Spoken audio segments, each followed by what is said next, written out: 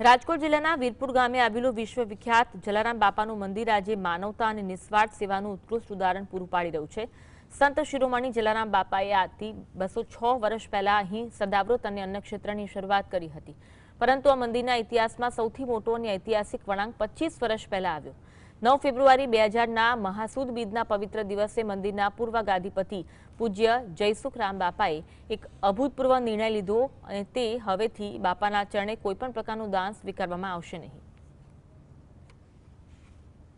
જલારામ બાપાના લાખો ભાવિક દર્શનાર્થીઓ આસ્થા, શ્રદ્ધા અને વિશ્વાસથી જલારામ બાપાના ચરણોમાં શીશ ઝુકાવી મહાપ્રસાદ લઈ અને ધન્યતા અનુભવે છે। અમે રેગ્યુલર દર વર્ષે અહીં આવીએ છીએ અને અમારા ફેમિલીમાં પણ બધા જે એનઆરઆઈ છે, જે અમેરિકા છે, એ લોકો પણ જ્યારે પણ ઇન્ડિયા આવે તો કોઈ વાર તો ઘરે જવા પહેલાં